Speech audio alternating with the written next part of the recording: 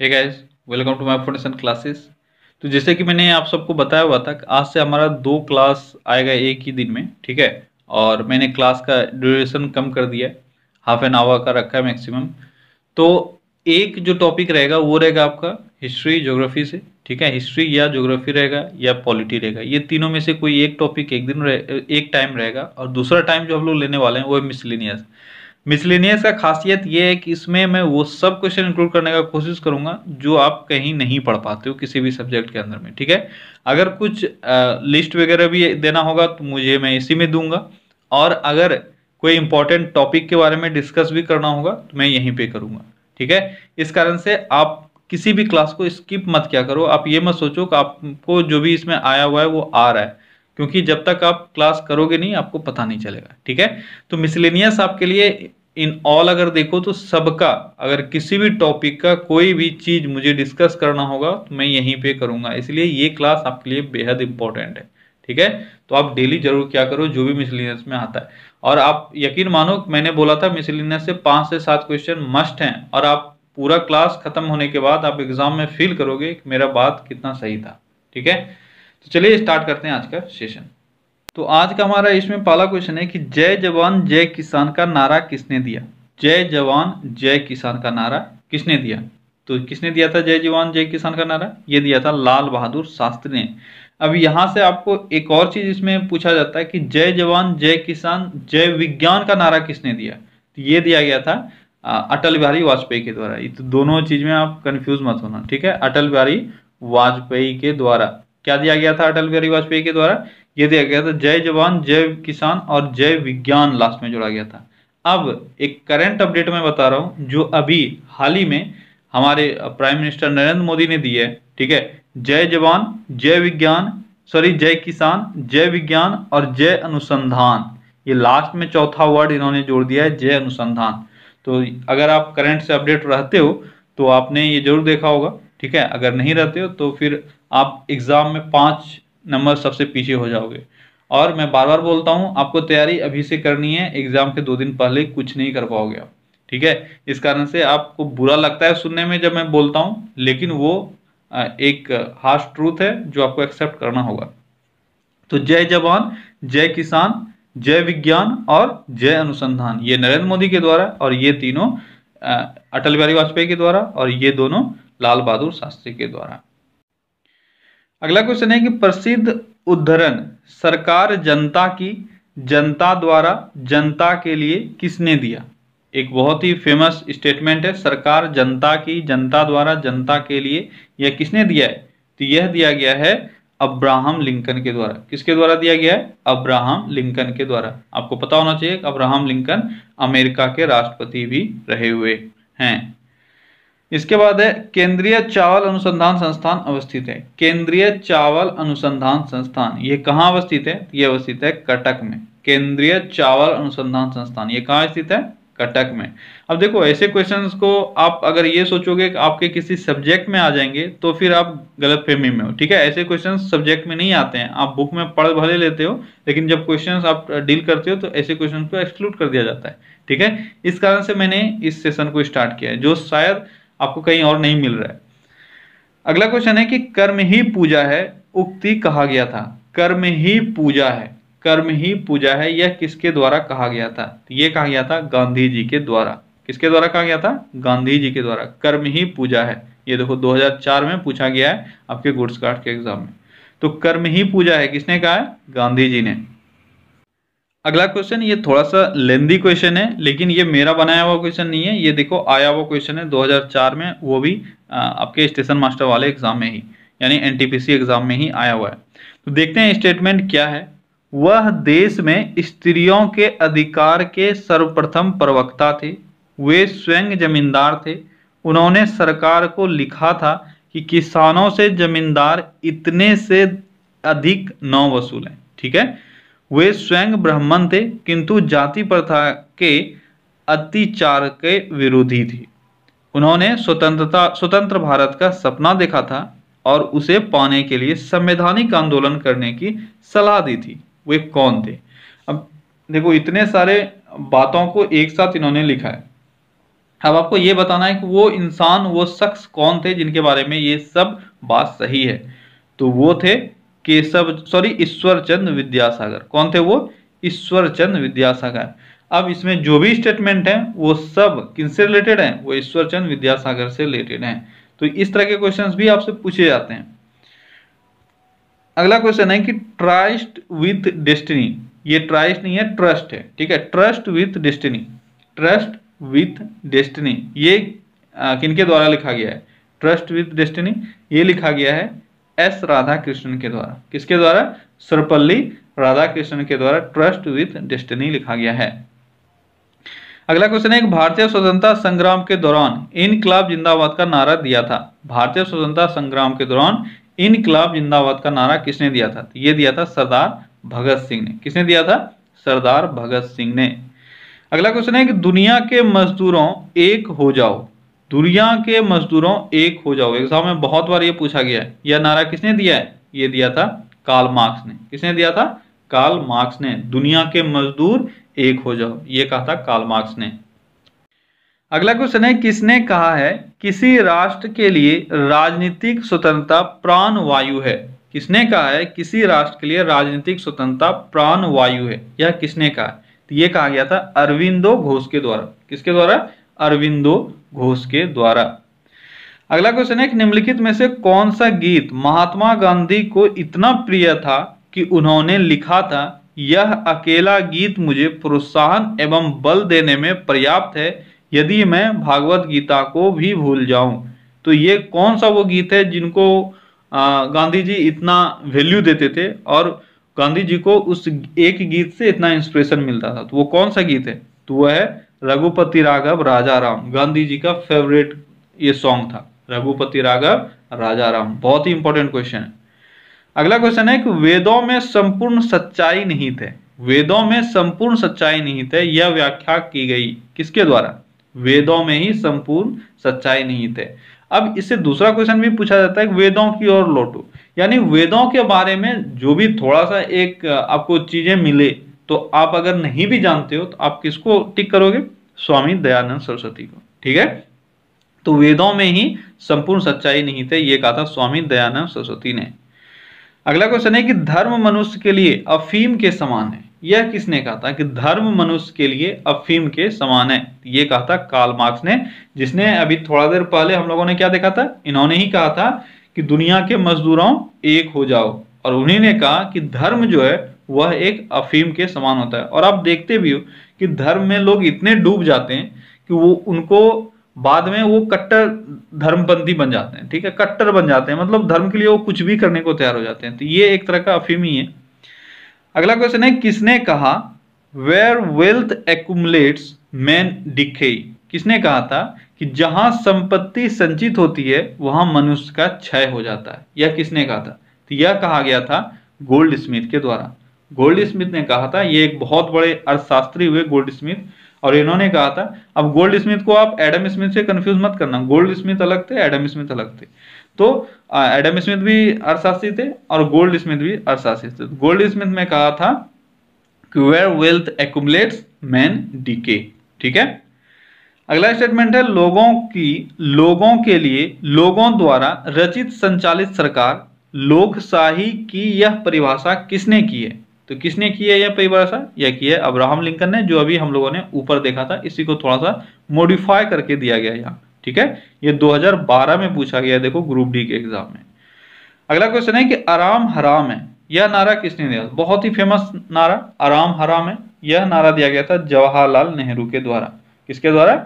जवाहरलाल नेहरू के द्वारा। इसमें बहुत स्टूडेंट कंफ्यूज जाते हैं, महात्मा गांधी मार देते हैं। महात्मा गांधी ने ये नहीं दिया था आराम हराम है, उन्होंने महात्मा गांधी ने दिया था करो या मरो, ठीक है। मरने मारने की बात बूढ़े लोग करते हैं, तो करो या मरो महात्मा गांधी ने कहा था। लेकिन जवाहरलाल नेहरू जो उस वक्त के एक यंग पॉलिटिशियन थे, उन्होंने क्या कहा था? आराम हराम है, यानी मेहनत करते रहो, ये कहा था जवाहरलाल नेहरू ने, जो हमारे देश के प्रथम प्रधानमंत्री भी बने। अगला क्वेश्चन है कि किसी भी व्यक्ति से उसका संप्रदाय या जाति मत पूछो। यह किसने कहा है? किसी भी व्यक्ति से उसका जाति या संप्रदाय मत पूछो। अगर इसका ओरिजिनल जो सेंटेंस है वो दे दिया जाए तो वो है, जात न पूछो साधु को। जात न पूछो साधु को। यह किसने कहा? यह कहा है कबीर ने। ठीक है, कबीर का यह कहना था किसी भी व्यक्ति से उसका जात या संप्रदाय के बारे में नहीं पूछना चाहिए। अगला क्वेश्चन है, किसने कहा स्वाधीनता मेरा जन्मसिद्ध अधिकार है और मैं इसे लेकर रहूंगा? यह किसने कहा था? स्वाधीनता मेरा जन्मसिद्ध अधिकार है और मैं इसे लेकर रहूंगा। तो ये कहा गया था लोकमान्य तिलक के द्वारा। किसने? बाल गंगाधर तिलक ने यह कहा था कि स्वाधीनता मेरा जन्मसिद्ध अधिकार है और मैं इसे लेकर रहूंगा। ठीक है, अगला क्वेश्चन है कि निम्नलिखित में से क्या सही सुमेलित है? तो कौन सा सही है ये आपको बताना है। तो देखते हैं पहला स्टेटमेंट क्या है, तुम मुझे खून दो मैं तुम्हें आजादी दूंगा। यह किसने कहा था? तुम मुझे खून दो मैं तुम्हें आजादी दूंगा। ये कहा था सुभाष चंद्र बोस ने। किसने कहा था? सुभाष चंद्र बोस ने। और यहां दिया हुआ है जवाहरलाल नेहरू। ये स्टेटमेंट आपका गलत है। किसने कहा था? सुभाष चंद्र बोस ने। करेंगे या मरेंगे या करो या मरो, यह नारा किसने दिया था? ये दिया था महात्मा गांधी ने, यहां दिया सुभाष चंद्र बोस। तो ये भी गलत है। ठीक है, करेंगे या मरेंगे या करो या मरो, ये महात्मा गांधी ने दिया था। अगला है, पूरब में एक नया तारा उदित हो रहा है, स्वतंत्रता का तारा। यह किसने कहा था कि पूरब में एक नया तारा उदित हो रहा है, स्वतंत्रता का तारा? तो ये कहा था जवाहरलाल नेहरू ने। किसने कहा था? जवाहरलाल नेहरू ने। तो ये स्टेटमेंट भी गलत है। ठीक है, आप याद रखना स्टेटमेंट कि जवाहरलाल नेहरू ने कहा था कि पूरब में एक नया तारा उदित हो रहा है और वह है स्वतंत्रता का तारा। ये कहा था जवाहरलाल नेहरू ने। अगला है, स्वराज्य मेरा जन्मसिद्ध अधिकार है और मैं इसे लेकर रहूंगा। ये कहता बाल गंगाधर तिलक ने। ये स्टेटमेंट सही है, ऊपर भी हम लोगों ने अभी देखा था। ठीक है, अगला क्वेश्चन है कि नारा करो या मरो किसके साथ जुड़ा हुआ है? अभी मैंने ऊपर आपको बताया था करेंगे या मरेंगे या करो या मरो नारा ये किसने दिया था? ये महात्मा गांधी ने दिया था। ठीक है, अब आपको ये बताना है कि महात्मा गांधी ने ये कब दिया था, किस चीज से जुड़ा हुआ है? तो ये जुड़ा हुआ है भारत छोड़ो आंदोलन से। आपको पता होना चाहिए कि भारत छोड़ो आंदोलन 8 अगस्त, ये डेट अगर आपको याद नहीं है तो आप याद रखो, बहुत ही इंपॉर्टेंट है। 8 अगस्त 1942। ठीक है, 8 अगस्त 1942 इस दिन भारत छोड़ो आंदोलन चालू हुआ था। अब आप लोगों में से मैक्सिमम को लग रहा होगा 1942 तो उनको आता ही है, तो फिर ज्यादा जोर क्यों डालना। 8 अगस्त भी आपके लिए इंपॉर्टेंट है, आप ये भी याद रखो। 8 अगस्त 1942, कहीं कहीं आपको 9 अगस्त भी मिलेगा। 9 अगस्त 1942, तो 8 या 9 अगस्त 1942 को भारत छोड़ो आंदोलन स्टार्ट हुआ था। उसी दिन ये दिया गया था करो या मरो का नारा। और ये स्टार्ट कहां से हुआ था? तो ये हुआ था मुंबई के ग्वालियर टैंक से। ठीक है, मुंबई के ग्वालियर टैंक मैदान था, एक फील्ड था, गार्डन था, ग्वालियर टैंक मैदान, आप नाम याद रखना। मुंबई में स्थित है ग्वालियर टैंक मैदान, वहां से भारत छोड़ो आंदोलन चालू हुआ था। उसी में महात्मा गांधी ने नारा दिया था करो या मरो का। अगला क्वेश्चन है, तुम मुझे खून दो मैं तुम्हें आजादी दूंगा। तो अभी ऊपर ये भी हम लोग का आ चुका है। ये किसने कहा था? तुम मुझे खून दो मैं आजादी दूंगा। ये है सुभाष चंद्र बोस का नारा। अगला क्वेश्चन है कि हिटलर का उपनाम क्या था? हिटलर का उपनाम क्या था? हिटलर का उपनाम था फ्यूहरर। क्या था हिटलर का उपनाम? फ्यूहरर। अगला क्वेश्चन है कि टीटीके के नाम से किसे जाना जाता था? टीटीके तो सिंपल सा है, जो शॉर्ट फॉर्म आपको दिख रहा है उसी का फुल फॉर्म है टीटी कृष्णामचारी। अगला क्वेश्चन है कि गांधी जी को अर्धनंगा फकीर किसने कहा था? गांधी जी को अर्धनंगा फकीर कहा था विंस्टन चर्चिल ने। किसने कहा था? विंस्टन चर्चिल ने गांधी जी को अर्धनंगा फकीर कहा था। अगला क्वेश्चन है कि वंदे मातरम सर्वप्रथम प्रकाशित हुआ। तो वंदे मातरम सर्वप्रथम प्रकाशित हुआ था आनंद मठ में। किसमें हुआ था? आनंद मठ में, जो जानते हो आप किसके द्वारा रचित था? ये बंकिम चंद्र चट्टोपाध्याय के द्वारा लिखा गया था आनंद मठ, और इसी में सर्वप्रथम वंदे मातरम का प्रकाशन हुआ था। अगला क्वेश्चन है विजय घाट निम्नांकित में से किसकी समाधि है? तो विजय घाट किसकी समाधि है? तो ये भी देखो बहुत इंपॉर्टेंट है। ठीक है, जिसका जो समाधि स्थल है तो इसको लिस्ट में इसको भी मैं करवा दूंगा। तो विजय घाट किसकी समाधि स्थल है? यह है लाल बहादुर शास्त्री की। लाल बहादुर शास्त्री के समाधि स्थल को विजय घाट कहते हैं। और ये कहाँ है? यमुना नदी के तट पर, दिल्ली में। कहाँ है? दिल्ली में यमुना नदी के तट पर। ठीक है, तो गाइस आज हम लोग एक्स्ट्रा कुछ करने जा रहे हैं। कुछ भौगोलिक उपनाम हैं और कुछ देश हैं जिनको उसके नाम से जाना जाता है। ऐसे तो कुछ नहीं, बहुत हैं।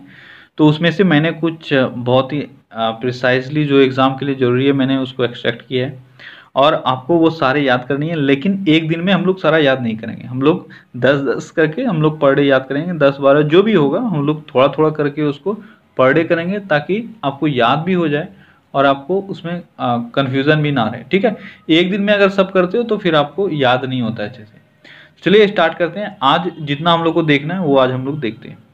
तो आज आपका पहला है कि उगते सूर्य का देश किसको कहा जाता है। तो उगते सूर्य का देश कहा जाता है जापान को। देखो सारे इंपॉर्टेंट हैं, आपको सारा याद रखना है और आपको बिल्कुल भी पीछे नहीं होना है। जो आज अगर आपको एक बार में याद नहीं हुआ तो आप फिर से उसको रिपीट करके देखो, ठीक है, लेकिन आपको आज का आज ही वो याद कर लेना है।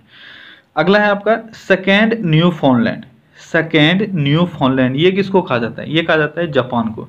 तो जापान को आपने देखा अभी हम लोगों ने दो उपनाम दिया, एक है उगते सूर्य का देश और दूसरा है सेकेंड न्यू फाउंडलैंड, ये दोनों कहा जाता है जापान को, ठीक है। इसके बाद डूबते सूर्य का देश ये कहा जाता है ब्रिटेन को।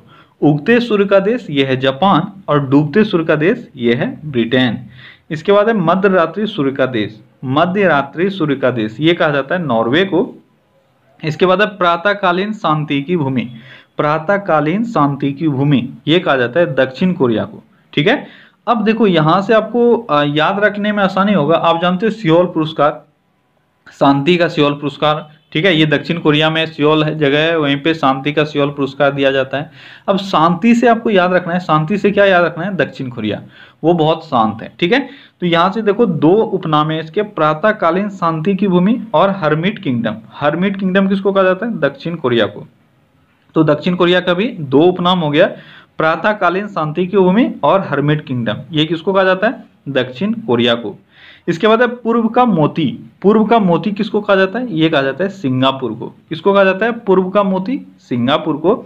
यूरोप का रोगी किसको कहा जाता है, ये कहा जाता है तुर्की को। यूरोप का रोगी किसको कहा जाता है, तुर्की को। और कंगारुओं का देश किसको कहा जाता है, ऑस्ट्रेलिया को। जानते हो ऑस्ट्रेलिया में बहुत सारे कंगारू होते हैं और कंगारू वहाँ के प्लेयर्स को भी कहा जाता है इसी कारण से, क्योंकि वो कंगारुओं का देश है। कंगारुओं का देश ऑस्ट्रेलिया को कहा जाता है। और land of golden fleece, land of golden please ये किसको कहा जाता है, ये कहा जाता है ऑस्ट्रेलिया को, ठीक है। तो ऑस्ट्रेलिया का देखो टोटल 4 उपनाम है, कौन कौन सा, कंगारू का देश, लैंड ऑफ गोल्डन प्लीज, प्यासी भूमि का देश और लैंड ऑफ गोल्डन वूल। ये 4 उपनाम है, क्या क्या, कंगारू का देश, लैंड ऑफ गोल्डन प्लीज और प्यासी भूमि का देश और लैंड ऑफ गोल्डन वूल, ठीक है। लैंड ऑफ गोल्डन प्लीज और लैंड ऑफ गोल्डन वूल, ये चारों उपनाम किसका है, ये है ऑस्ट्रेलिया का, ठीक है। अगला है आपका विश्व का कहवा का पात्र। कहवा का पात्र ये भी कहा जाता है, ये कहा जाता है ब्राजील को। कहवा यानी कॉफी, ठीक है। तो आप जानते हो वर्ल्ड में सबसे ज्यादा कॉफी कहाँ उगता है, ये होता है ब्राजील में, इसी कारण से विश्व का कहवा पात्र कहा जाता है ब्राजील को। और सांपों का देश, सांपों का देश भी कहा जाता है ब्राजील को, ठीक है। तो आज हम लोग यहाँ तक करने वाले हैं। अब देखो जिनको याद करना है वो तो करेंगे ही, जिनको नहीं करना है आप उनसे अपने आप को कॉम्पीट मत करो, ठीक है। आपको याद करना है, हर हालत में आपको याद करना है, क्योंकि पर डे अगर कोई पर डे थोड़ा थोड़ा करके मेहनत कर रहा है, उसका कंपटीशन उन लोगों से नहीं होता है जो मेहनत नहीं कर रहे हैं आज से। उनका कंपटीशन उनसे होता है जो एग्जाम के लिए जेन्युइनली प्रिपेयर कर रहे हैं। इसलिए आपको जेन्युइनली तैयारी करना है और आपको नौकरी लेना है। आपको दूसरे से मतलब नहीं रखना है दूसरा क्या कर रहा है, ठीक है। तो जितना मैं बोल रहा हूं उतना आपको पर डे करना ही पड़ेगा। चलिए एक बार फिर से इसको रिवाइज करते हैं। उगते सूर्य का देश किसको कहा जाता है, उगते सूर्य का देश ये कहा जाता है जापान को। सेकेंड न्यू फाउंडलैंड किसको कहा जाता है, सेकेंड न्यू फाउंडलैंड ये कहा जाता है जापान को। डूबते सूर्य का देश ब्रिटेन, डूबते सूर्य का देश किसको कहा जाता है, ब्रिटेन को। मध्य रात्रि सूर्य का देश ये कहा जाता है नॉर्वे को। मध्य रात्रि का सूर्य का देश, मध्य रात्रि में सूर्य कहाँ उगता है, ये है नॉर्वे। प्रातःकालीन शांति की भूमि, शांति आपको शांति से याद रखना है क्या, साउथ कोरिया। तो प्रातःकालीन शांति की भूमि दक्षिण Korea. Hermit kingdom, hermit kingdom भी दक्षिण कोरिया है, ठीक है। पूर्व का मोती, पूर्व का मोती कौन है, यह है सिंगापुर। और यूरोप का रोगी किसको कहा जाता है, यह कहा जाता है तुर्की को, ठीक है। तुर्की को कहा जाता है यूरोप का रोगी। कंगारुओं का देश, land of golden fleece, land of golden wool और प्यासी भूमि का देश, ये सब कहा जाता है ऑस्ट्रेलिया को, ठीक है। ऑस्ट्रेलिया का 4 उपनाम है, चारों आपको याद रखना है। इसके बाद है विश्व का कहवा पात्र। विश्व का कहवा पात्र यानी कॉफी का पात्र, तो ये कहा जाता है ब्राजील को। और सौंपों का देश ये भी कहा जाता है ब्राजील को, ठीक है। तो आज आप इसका स्क्रीनशॉट लो और अगर आपको अभी भी याद नहीं हुआ है तो आप फिर से एक बार इसको देखो, ठीक है। 2 व 3 बार देखो, कल मैं फिर से इसको एक बार रिपीट करवाऊंगा, ठीक है। एक बार हम लोग का रिवीजन हो जाएगा इसका, तो आपको जो भी याद हुआ रहेगा उसका एक बार रिकॉल हो जाएगा, ठीक है। ओके फ्रेंड्स, तो आज के सेशन बस इतना ही। चलिए फिर से मिलते हैं कल अगले सेशन में। Till then take care, bye bye.